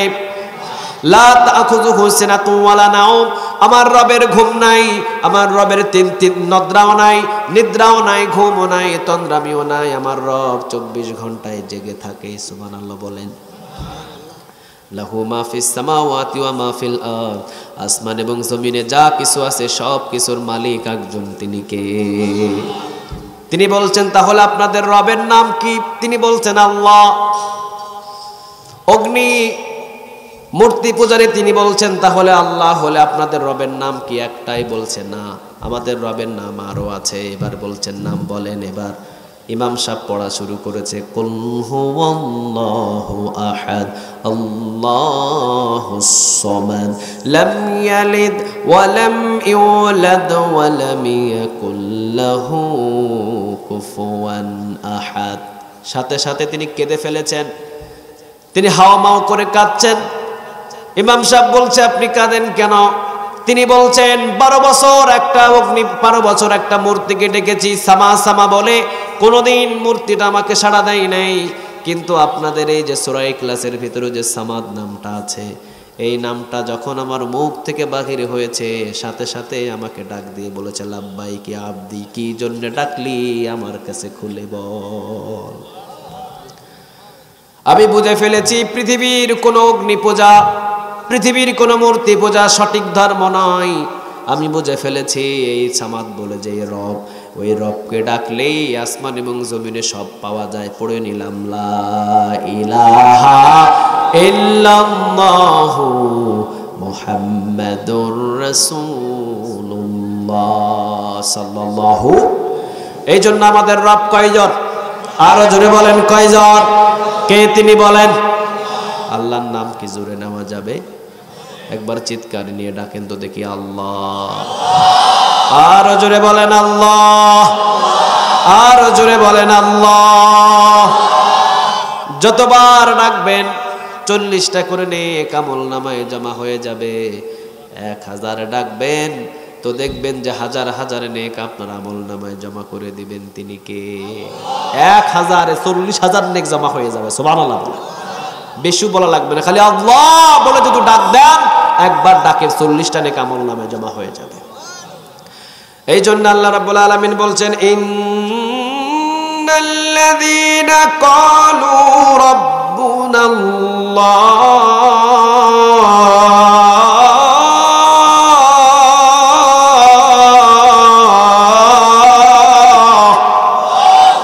ইন্নাল্লাযীনা ক্বালু রাব্বুনা আল্লাহ, নিশ্চয় আমি আল্লাহ রাব্বুল আলামিনকে যারা রব হিসাবে মেনে নেয়, আমাদের সবার রবকে। আরো জোরে বলেন আমাদের রব আল্লাহ, এটার ভিতরে কোনো সন্দেহ? আরো জোরে বলেন কোনো সন্দেহ? আল্লাহ রাব্বুল আলামিন বলছেন সুম্মাস্তাকামু, সূরা ফুসসিলাত আয়াত নাম্বার 30, সুম্মাস্তাকামু, আমি আল্লাহকে রব হিসাবে মেনে নেওয়ার পর যারা সুম্মাস্তাকামু অটল থাকে, মজবুত থাকে, স্ট্রেট ফরওয়ার্ড থাকে, ভেঙে না, বিন্দু পরিমাণ কাত হয় না, চিত হয় না, স্ট্রেট ফরওয়ার্ড দাঁড়িয়ে থাকে, তাতানাজ্জালু আলাইহিমুল মালায়েকা, তাদের মৃত্যুর পূর্বে আমি জান্নাতের ফেরেশতা পাঠিয়ে দিব। সুবহানাল্লাহ। বাড়িতে গিয়ে বলেন তাতানাজ্জালু আলাইহিমুল মালায়েকা, মৃত্যুর পূর্বেই তাদের কাছে আমি জান্নাতের ফেরেশতা পাঠাবো। 3টা সুসংবাদ নিয়ে। সুসংবাদ দেবে কয়টা? আরো জোরে বলেন। 1 নাম্বার আল্লাহ তাখাফু, তোমার কোনো ভয় নাই। 2 নাম্বার ওয়ালা তাহজানু, তোমার কোনো চিন্তা নাই। 3 নাম্বার ওয়া আবশিরু বিল জান্নাতিল্লাতী কুনতুম তুআদুন, পুরা একটা জান্নাতের ভিডিও তার সামনে দেখিয়ে দিয়ে বলবে, মৃত্যুর পরে তোমাকে এই জান্নাত দান করবেন তিনি কে? তবে আল্লাহ রাব্বুল আলামিন বলছেন, ইন্নাল্লাযীনা ক্বালু রাব্বুনাল্লাহ, নিশ্চয় যারা আমি আল্লাহ রাব্বুল আলামিনকে রব হিসাবে মেনে নেয়, সুম্মাস্তাকামু অটল থাকে। তবে ইন্নাল্লাযীনা ক্বালু রাব্বুনাল্লাহ, যারা আল্লাহকে রব হিসাবে মেনে নেয়, সেই জায়গা হলো 6টা। জুড়ে বলেন কয়টা? আরো জুড়ে বলেন কয়টা? 6 জায়গায় আপনাকে স্ট্রেট ফরওয়ার্ড হয়ে দাঁড়িয়ে থেকে রব হিসাবে মানতে হবে একজনকে। তিনি কে? মুনাফিক তারাও আল্লাহকে রব হিসাবে মানে, ঠিক না বে ঠিক? কিন্তু জাহান্নামের তলদেশে মুনাফিকদের জায়গা দিবেন তিনি কে? আবু বকর রব হিসাবে আল্লাহকে মানে, জান্নাতের উচ্চ মাকামে পৌঁছিয়ে দিবেন তিনি কে? আল্লাহ রাব্বুল আলামিন বললেন, ইন্নাল্লাযীনা ক্বালু রাব্বুনাল্লাহ, 6 জায়গায় যারা আল্লাহ রাব্বুল আলামিনকে রব হিসাবে মেনে নেবে। 1 নাম্বার, ব্যক্তিগত জীবনে রব পৃথিবীর কেউ হবে না। ব্যক্তিগত জীবনে রব হবেন আমাদের তিনি কে? বেলাল রাদিয়াল্লাহু তাআলা আনহুকে মরুভূমিতে শুয়ে বেলাল রাদিয়াল্লাহু তাআলা আনহুর বুকের উপরে চাপা দিলেন 350 থেকে 400 কেজি ওজনের একটা পাথর। তিনি পাথরের নিচ থেকে পড়া শুরু করলেন, লা ইলাহা ইল্লাল্লাহু মুহাম্মাদুর রাসূলুল্লাহ সাল্লাল্লাহু। তাহলে বোঝা যায় বেলাল ব্যক্তিগত জীবনে বেলালের রব ছিলেন তিনি কে? পাথর চাপা দিয়ে বেলালের জবান থেকে কখনো আল্লাহর নাম বাহির করা সম্ভব হবে? সুমাইয়া রাদিয়াল্লাহু তাআলা আনহাকে ধরে নিয়ে যাওয়া হলো। ডান হাতে প্যারাগ মারলেন, বাম হাতে প্যারাগ মারলেন। সুমাইয়া রাদিয়াল্লাহু তাআলা আনহা তিনি বললেন, এই আবু জাহেল, তুই প্যারাগ মারবি আমার হাতে, তবে আমার জবান থেকে কখনো আমার রবের নাম বাহির করতে পারবি? আরো জোরে বলেন পারবি? তাহলে বোঝা গেল সুমাইয়া রাদিয়াল্লাহু তাআলা আনহার ব্যক্তিগত জীবনে রব ছিলেন একজন, তিনি কে? 2 নাম্বার, পারিবারিক জীবনে রব হবে কে? আরো জোরে বলেন। আমার পরিবার পৃথিবীর কারো হুকুম মতো চলবে না, আমার পরিবার চলবে কার হুকুম মতো? আরো জোরে বলেন কার? 3 নাম্বার, সামাজিক জীবনে রব হবেন তিনি কে? আমার সমাজবাসী পৃথিবীর কারো হুকুম মতো চলবে না, আমার সমাজবাসী একজনের হুকুম মতো চলবেন, তিনি কে? 4 নাম্বার, অর্থনৈতিক জীবনে রব হবেন তিনি কে? তাহলে আমার যদি ব্যবসা থাকে, আমি কখনো ব্যবসায় মানুষদের ওজনে কম দিতে পারবো? আমার যা অর্থর ব্যবস্থা আছে সেখান থেকে আমাকে দেখতে হবে হালাল নাকি হারাম। হারাম হলে ছেড়ে দেব, হালাল হলে সেটা গ্রহণ করব ইনশাআল্লাহ। অর্থনৈতিক জীবনের রব কাকে মানবেন? কয়টা গেল বলেন? আরো জোরে বলেন। নাম্বার 1, ব্যক্তিগত জীবনের রব মানবেন কাকে? 2 নাম্বার, পারিবারিক জীবনের রব মানবেন কাকে? সামাজিক জীবনের রব মানবেন কাকে? 4 নাম্বার, অর্থনৈতিক জীবনের রব মানবেন কাকে? 5 নাম্বার, রাষ্ট্রীয় জীবনে রব মানবেন কাকে? রাষ্ট্রীয় জীবনে যদি আল্লাহ রাব্বুল আলামিনকে রব হিসাবে মানেন, তাহলে রাষ্ট্রীয় জীবনে হুকুম মানবেন কার? আরো জোরে বলেন কার? রাষ্ট্রীয় জীবনে যদি আল্লাহ রাব্বুল আলামিনকে রব হিসাবে মানেন, তাহলে রাষ্ট্রীয় জীবনে এই জমিনের ভিতরে রাষ্ট্রীয়ভাবে আইন চালু করবেন একজনের, তিনি কে? কিন্তু যারা করে না, ওদের দলের সাথে যদি থাকেন আপনি তাগুত, ঠিক না বা ঠিক? যারা আল্লাহর আইন চালু করে না তারা তাগুত, যারা নিজেদের মন গড়া আইন দিয়ে দেশ চালায় তারা তাগুত। কথা কর না কেন? ফেরাউন আইন মানত না কার? নমরুদ আইন মানত না কার? আবু জেহেল আইন মানত না কার? নিজের মন গড়া আইন দিয়ে দেশ চালাতো, ঠিক না বা ঠিক? রাষ্ট্রীয় জীবনে যদি আপনি আল্লাহকে রব হিসাবে মানেন, রাষ্ট্রীয়ভাবে সব আইনগুলো মানতে হবে কার? এখন যারা ক্ষমতার চেয়ারে বসে আছেন, ওনারা যদি কোরআনটাকে ফলো না করেন, আমিও তাদের দলে যাব। আরো জোরে বলেন যাব। আর যারা কোরআন দিয়ে রাষ্ট্রীয়ভাবে দেশ চালাবে, আমি তাদেরকে সাপোর্ট করব, ঠিক না বে ঠিক? আল্লাহ রাব্বুল আলামিন বলছেন, ফামাইয়াকফুর বিত্তাগুতি ওয়া ইউমিন বিল্লাহি ফাকাদ ইসতামসাকা বিল উরওয়াতিল ওয়াসকা লা ফিসামা লাহা ওয়াল্লাহু সামিউন আলিম। কথাটা কার? আল্লাহ বলছেন ফামাইয়াকফুর বিত্তাগুত, আগে তাগুতদের তালাক দে, ওয়া ইউমিন বিল্লাহ, এরপরে ঈমান আন একজনের উপরে, তিনি কে বলেন? আগে তাগুতদের তালাক দেন, এরপরে ঈমান আনেন। তাগুদের সাথে সম্পর্ক রেখে যদি ঈমান আনেন, সেই ঈমানের 4 আনা কোনো মূল্য থাকবে? আল্লাহ রাব্বুল আলামিন বলছেন, ওয়ালাকাদ বাআসনা ফি কুল্লি উম্মাতির রাসূলা, আমি যুগে যুগে হাজার হাজার লক্ষ লক্ষ নবী এবং রাসূল প্রেরণ করেছি। সব নবীদের দাওয়াতের নিশান ছিল কয়টা? আরো জোরে বলেন কয়টা?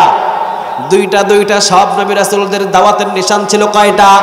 ওয়ালাকাদ বাআসনা ফি কুল্লি উম্মাতির রাসূলা, আমি যুগে যুগে যত নবী রাসূল পাঠিয়েছি, সব নবী রাসূলের দাওয়াতের নিশান ছিল 2টা। 1 নাম্বার, আনি ইবুদুল্লাহ, ইবাদত করতে হবে কার? আরো জোরে বলেন কার? ওয়াজতানিবুত তাগুত, তাগুদের সাথে কখনো সম্পর্ক রাখা যাবে? সব নবী এবং রাসূলদের দাওয়াতের নিশানা কয়টা? 1 নাম্বার, আনি ইবুদুল্লাহ, ইবাদত করতে হবে কার? 2 নাম্বার, ওয়াজতানিবুত তাগুত, তাগুদের সাথে কোনো সম্পর্ক রাখা যাবে? এখন তাগুতকে, এইটাই আমরা অনেকে জানি না, ঠিক না বে ঠিক? হয়তো তাগুত আপনার বিয়াই, হয়তো তাগুত আপনার জামাই, হয়তো তাগুত নিজেই হয়ে বসে আছেন, কোনো খবর নাই, ঠিক না বে ঠিক? হয়তো তাগুত মসজিদের সভাপতি, হয়তো তাগুত মসজিদের সেক্রেটারি, হয়তো তাগুত গিয়ে দেখেন মসজিদের ইমাম। কথা কন না কেন? বাংলাদেশে বহু টুপিওয়ালা, বহু দাড়িওয়ালা দেখেছি, তলে তলে টাকা নিয়ে মসলা পর্যন্ত উল্টাপাল্টা করে ফেলে, ঠিক না বেঠে? 5টা গোলাম দেখেছি, 5টা গোলাম। আল্লাহ রাব্বুল আলামিন বলছেন, ওয়ালাকাদ বাআসনা ফি কুল্লি উম্মাতির রাসূলা, আমি যুগে যুগে অসংখ্য নবী রাসূল পাঠিয়েছি, দাওয়াতের নিশান দিয়েছি 2টা। জুড়ে বলেন কয়টা? 1 নাম্বার, আনি ইবুদুল্লাহ, ইবাদত করতে হবে কার? 2 নাম্বার, ওয়াজতানিবুত তাগুত, তাগুদের সাথে কোনো সম্পর্ক রাখা যাবে না। তাগুদের সাথে যারাই সম্পর্ক রাখবে, জাহান্নামের আগুনে জ্বালাবেন, তিনি কে? এখন তাগুতকে আমাদের জানতে হবে। তাগুত তারা যারা আল্লাহর আইন আইনগুলোকে ফলো না করে নিজের মন গড়া আইন দিয়ে দেশের ভিতরে মানুষদের উপরে চাপ সৃষ্টি করে, ওরাই হলো তাগুত। ঠিক না বেঠিক? যেমন ছিল ফেরাউন, যেমন ছিল নমরুদ। আসেন, বাংলাদেশের ভিতরে চুরি করলে হাত কাটতে হবে আইনটা আছে? কথা কন না কেন? নাই। হ্যাঁ, বাংলাদেশের ভিতরে জেনা করলে পাথর নিক্ষেপ করে শেষ করে দাও, আইনটা আছে? বাংলাদেশের ভিতরে একজন মানুষকে খুন করলে তাকেও খুন করে দাও, কিসাসের আইন অনুযায়ী, আইনটা কি আছে? কথা বলেন, আছে? নাই। আচ্ছা দেখেন তাগুতের আইন বাংলাদেশে চলছে কিভাবে আপনি বুঝতে পারবেন। আমার রাসূল চলতেন ডান দিকে নাকি বাম দিকে? আরো জোরে বলেন, ডানে না বামে? সৌদি আরবের গাড়ি কোন দিকে চলে? দুবাইয়ের গাড়ি কোন দিকে চলে? ফিলিস্তিনের গাড়ি কোন দিকে চলে? সমস্ত মুসলিম কান্ট্রিগুলোর গাড়িগুলো চলে ডান দিকে, কারণ তারা জানে ডানপন্থী হলো আল্লাহর পন্থী। ঠিক না বেঠিক? বামপন্থী হলো শয়তানের পন্থী। সৌদি আরবের গাড়ি ডানে চললো, আমার রাসূল যেহেতু ডান দিকে চলেছেন এই জন্য তারা ডানের দিকে চলেন। দুবাই তারাও ডানে চলেন। আমার বাংলাদেশের গাড়ি কোন দিকে চলে? কথা কন না কেন? হঠাৎ করে আমি আমার ড্রাইভারকে বললাম, এই ড্রাইভার, আমার রাসূল চলছে ডান দিকে আর তুই আমারে কোরআনের মাহফিলে লই যাইবি বাম দিকে, এটা কেমনে হয়? তুইও ডান দিকে চালা। কোন দিকে চালাবে? ডান দিকে। ডান দিকে রংপুর থেকে আপনাদের এই কি নাম এটা, ভুরুঙ্গা মারি, এই ভুরুঙ্গা মারিতে আমি রংপুর থেকে রওনা দিয়েছি। ড্রাইভারকে বলছে, এই তুই ডান দিকে চালা। ও এবারে ডান দিকে ব্যাস ড্রাইভ করা শুরু করেছে। হঠাৎ করে সামনে একটা ফুটবলের মতো প্যাটওয়ালা এক ওসি সাহেব, সবার যে প্যাট আছে তা না, তবে ঘুষ খাইলে প্যাট একটু বেড়েই যায়, এটা স্বাভাবিক। একজন ওসি সাহেব, উনি বলছেন, এই হুজুর দাঁড়ান, কি ব্যাপার, আপনি ডান দিকে কেন চালাচ্ছেন গাড়ি? আপনি চালাবেন বাম দিকে। আমি বললাম, ভাই সাহেব, আমার রাসূল চলছে, সৌদি আরবের গাড়ি চলে, আমার হাদিস মোতাবেক ডান দিকে চলা সুন্নাহ। ঠিক না বেঠিক? আমি ডান দিকেই চলতে চাই। উনি বলছেন, হুজুর বেশি বুঝেন না, আমার সংবিধানে লেখা আছে বাম দিকে চলতে হবে। আমার সংবিধানে লেখা আছে বাম দিকে গাড়ি চলবে। আমি বললাম, বাংলার জমিনের ভিতরে যারা সংবিধান লিখেছে আর বাম দিকে মানুষদেরকে চালানোর জন্য হুকুম দিয়েছে, বুঝতে হবে রাসূলের সুন্নাহ সম্পর্কে বিন্দু পরিমাণ তার কোনো জ্ঞান ছিল না। যদি জ্ঞান থাকতো তাহলে সে সংবিধানে লিখে দিত 98% মুসলমান এই দেশের সব গাড়িগুলো মানুষগুলো ডান দিকে চলবে। ঠিক না বেঠিক? আমি বললাম, ভাই সাহেব, বাম দিকে তো চলা রাসূল ঘৃণা করতেন, রাসূল বলতেন ডান দিকে, ডান দিকে চলা সুন্নাহ, আমি ডান দিকে গাড়ি ড্রাইভ করতে চাই। উনি বলছেন, হুজুর গাড়ির কাগজগুলো দেন আমাকে। উনি আমার গাড়ির কাগজগুলো নিয়ে, উনি ওনার কি একটা ফর্ম বাহির হয়েছে, ওই ফর্মের ভিতরে লিখে বললেন, বেশি না 10,000 টাকার মামলা দিছি। কয় হাজার টাকা? আরো জোরে বলেন, কয় হাজার? দোষ কি ডান দিকে চলা না বাম দিকে চলা? ডান দিকে না বাম দিকে? দোষ কয়টা? কথা বলেন, দোষ কয়টা? দোষ একটা, শুধু ডান দিকে চলেছি। আমাকে 10,000 টাকার মামলা দিয়ে আমাকে বাধা দিল, আপনি ডান দিকে চলতে পারবেন না, আপনি কোন দিকে চলবেন? বাম দিকে। রাসূল বলছেন, তাগুত হলো তারা যারা জমিনের ভিতরে আইন চালু করে, তুমি না মানতে চাইলেও 10,000 টাকার মামলা দিয়ে জোর করে তোকে বাম দিকে চালাবে। এই আইনটাই তাগুতি আইন। ঠিক না বেঠিক? আর তুমি যদি ওই আইনের পক্ষেই কথা বলে যাও, তুমি তাগুত। সারা জীবন হজ করে কাটাইবা, আল্লাহর কসম জান্নাত তোমার নসিবে হবে। কারণ আনি ইবুদুল্লাহ, ইবাদত করতে হবে কার? আরো জোরে বলেন, কার? ওয়াজতানিবুত তাগুত, তাগুতের সাথে কোনো সম্পর্ক রাখা যাবে না। চুরি করলে হাত কেটে দিতে হবে, আইনটা কার? বাংলাদেশে আছে? কথা কন না কেন? আছে? তাহলে যারা নাই, যারা করতে চায় না, আপনি যদি আজকে এই ভুরুঙ্গা মারিতে আগামীকাল যদি বাজার একটা চুরি হয়, আপনি যদি বলেন যে চুরি করেছো হাত কেটে দাও, একটা চুরের হাত কেটে দিয়েছেন, আগামীকালকে আপনাকে থানায় নিয়ে যাবে। ঠিক না বেঠিক? আপনি বলবেন, ভাই সাহেব আমাকে থানায় আনলেন কেন? তারা বলবে, এই তোকে চুরি করলে হাত কাটতে কইছে কে? আপনি বলবেন যে আমার কোরআনে বলছে যে চুরি করলে হাত কেটে দাও, আর আপনি আমাকে ধরে নিয়ে আসলেন, ওই তুই কি বেশি মাতব্বরি করস নাকি? আমার সংবিধানে তো লেখা নাই। আমার সংবিধানে তো লেখা নাই চুরি করলে হাত কাটতে হবে। তাহলে বোঝা যায় যে দল দেশ চালাতে গিয়ে সংবিধানকে ফলো করছে এবং বাধ্যতামূলক মানুষদেরকে মামলা দিয়ে হামলা দিয়ে বাধ্যতামূলক মানাচ্ছে। বুঝতে হবে কোরআন যদি তার সাথে মিল না থাকে ওই দলটা হলো তাগুতি দল, ঠিক না বেঠে?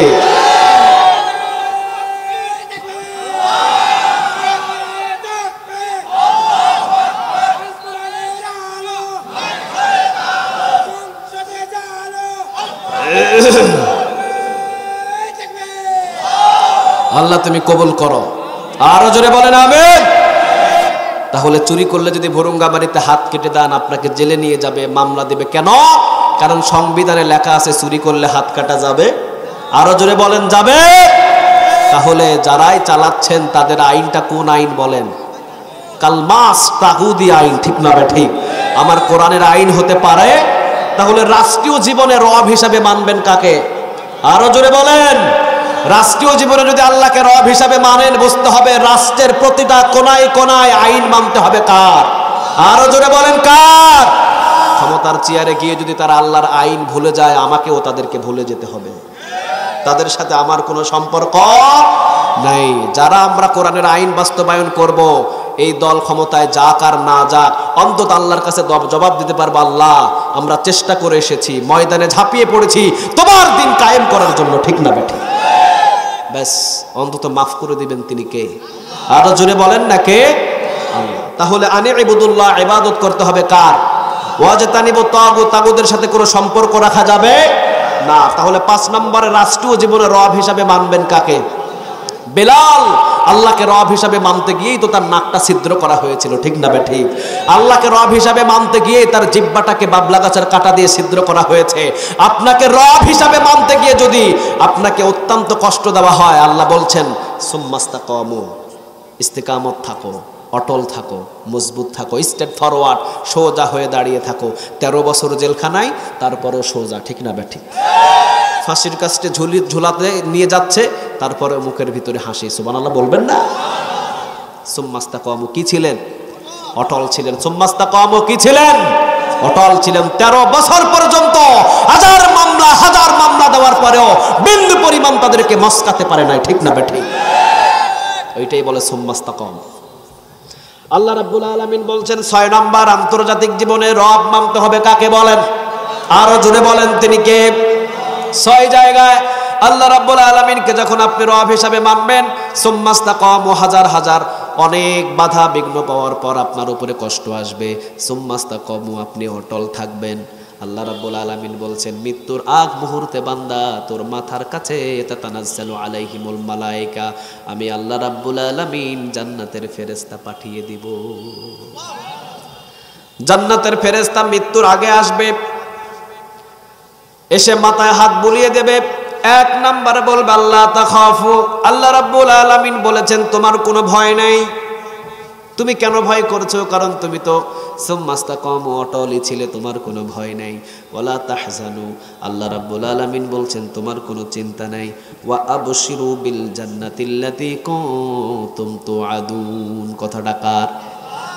আল্লাহ রাব্বুল আলামিন বললেন ওয়াবশিরু বিল জান্নাহ, এই জান্নাতটা আল্লাহ রাব্বুল আলামিন তোমার জন্য মৃত্যুর পরে ব্যবস্থা করেছে। জান্নাত দেখার সাথে সাথেই মুস্কি হাসি দেবে। ইন দ্য মিন টাইম মুস্কি হাসির ভিতরে রূহটাকে নিয়ে যাবেন তিনি কে? এইজন্য বহু আল্লাহওয়ালাদের মৃত্যু দেখবেন হাসির উপর দিয়ে তাদের মৃত্যু হয়ে যায়, ঠিক না বেঠিক? ওই দেশেই মুস্কি হাসি, ওই মুস্কি হাসি হলো জান্নাত দেখার মুস্কি হাসি। আল্লাহ তুমি আমাদের সবাইকে কবুল করে নি, আরো জোরে বলেন আমিন। 6 জায়গায় আল্লাহ তোমাকে জানো আমরা রব হিসাবে মানতে পারি, তুমি আমাদের সবাইকে কবুল করে নাও।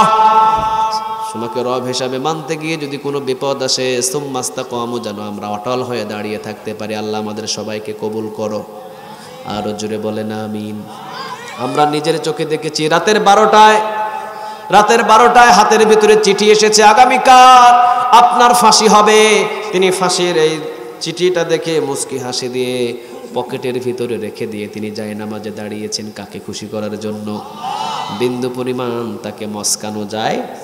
তাকে বলা হয়েছে রাষ্ট্রপতির কাছে মাথা নত করেন, মাপ চান। তিনি বলেন কিসের রাষ্ট্রপতি? সব কিছুর মালিক একজন, তিনি কে? বিন্দু পরিমাণ তিনি মস্কেন নাই।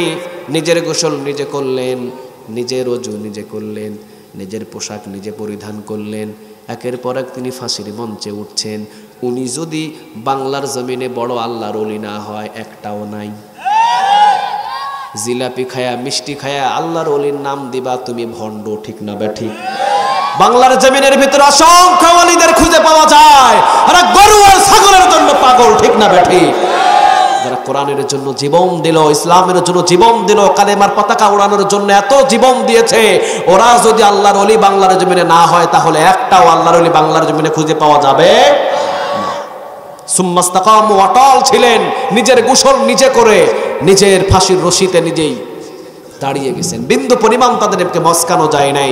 ওদেরকে তাতানাজ্জালু আলাইহিমুল মালাইকা, জান্নাতের ফেরেশতা আসবে তাদের সামনে, বলবে আল্লাহ তাখাফু, তোর কোনো ভয় নাই, ওয়ালা তাহজানু, তোর কোনো চিন্তা নাই, ওয়া আবশিরু বিল জান্নাহ, তোর ফাঁসি দিয়ে মারবে, মৃত্যুর পর তোকে এই জান্নাতে আমরা ঢুকিয়ে দেব। আচ্ছা বলেন তো দেখি, ওকে যদি বলা হয় তোর ফাঁসির পরেই তোকে এই জান্নাতে ঢোকাবো, আর কি ফাঁসির রশি নিতে কষ্ট হবে? কথা কন না কেন, কষ্ট হবে? হাসি মুখে সে ফাঁসির রশি নিতে চাইবে, ঠিক না ব্যাঠিক? আল্লাহ আমাদের সবাইকে বোঝার তৌফিক দান করুক। আরো জুড়ে বলেন আমিন। আমরা সূরা ফুসসিলাতের 30 নম্বর আয়াত সম্পর্ক থেকে একটু কথা বললাম। আমরা বললাম যে কারো হুকুম মানা যাবে না, হুকুম মানতে হবে কার? আরো জোরে বলেন কার?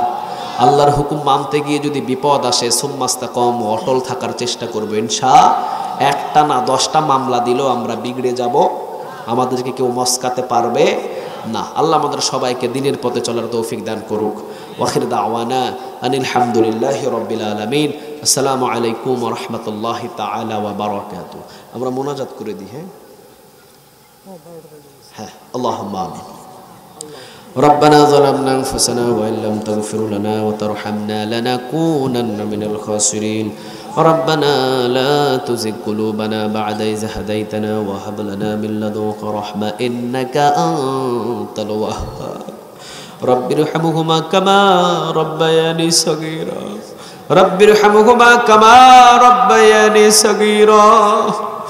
গুনার বোঝা মাথায় নিয়ে তোমার দরবারে ভিক্ষুকের মতন, কাঙ্গানের মতন 2 হাত তুলেছি।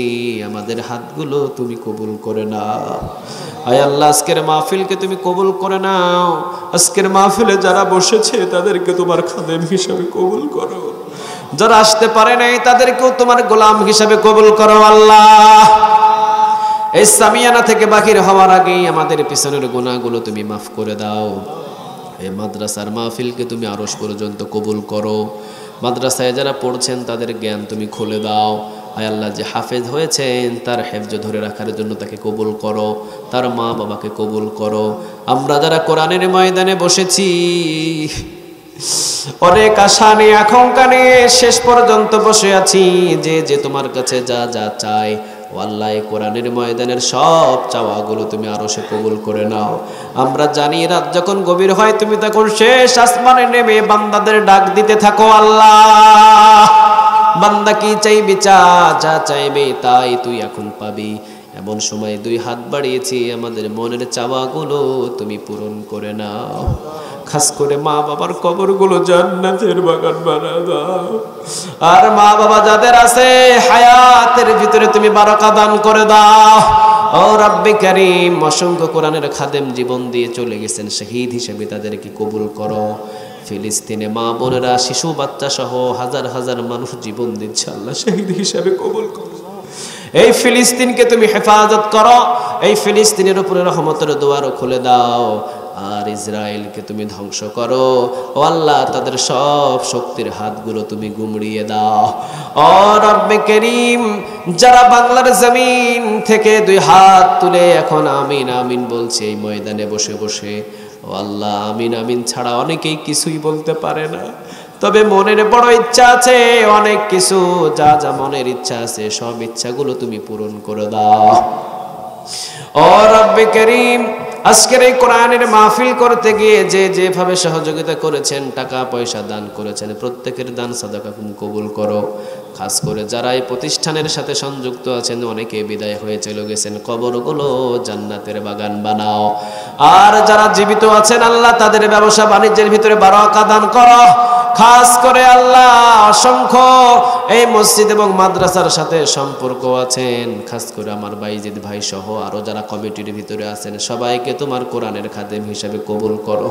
এই মঞ্চে যারা বসা, আমার সামনে যারা বসা, হায় আল্লাহ ছোট্ট ছোট্ট দুই হাত তুলে আছেন, আল্লাহ দয়া মায়া করে সবাইকে কোরআনের খাদেম হিসাবে কবুল করো। ও রব্বে করিম, যদি অভাব অনটন থাকে সমস্ত অভাব অনটন দূর করে দিও। ছেলে সন্তান লাগলে ছেলে সন্তান দিও, মেয়ে সন্তান লাগলে মেয়ে সন্তান দিও, উত্তম যদি বিবি লাগে বিবির ব্যবস্থা করে দিও, সম্পদ থাকলে সম্পদ দিও, ঋণগ্রস্ত দূর করে দিও। আল্লাহ শারীরিক অসুস্থ হলে সুস্থতা দান করো। ও আল্লাহ যা চাই সব চাওয়াগুলো তুমি আজকে এই কোরআনের ময়দানে কবুল করে না, কিয়ামত পর্যন্ত এই মাহফিলটাকে তুমি চালু রেখে দিও। জানি না আল্লাহ কোন দিন আমরা তোমার এই দুনিয়া ছেড়ে চিরদিনের জন্য চলে যাব, কোন দিন মসজিদের খাটিয়া আমাদের উঠানে এসে হাজির হয়ে যাবে, কোন দিন বলবে মরহুম আর দুনিয়ায় নাই। আল্লাহ যেই দিন আমরা তোমার এই দুনিয়া ছেড়ে চিরতরের জন্য চলে যাব, ইমানের মৃত্যু দিও, শহীদের মৃত্যু দিও, জিহাদের ময়দানে মৃত্যু দিও। আর যখন দুনিয়া থেকে বিদায় হয়ে যাব উচ্চ সুরে জবান দিয়ে আল্লাহ তুমি আমাদের প্রত্যেকের জবানে কালিমাটা জারি করে দিও, লা ইলাহা ইল্লাল্লাহু মুহাম্মাদুর রাসূলুল্লাহ সাল্লাল্লাহু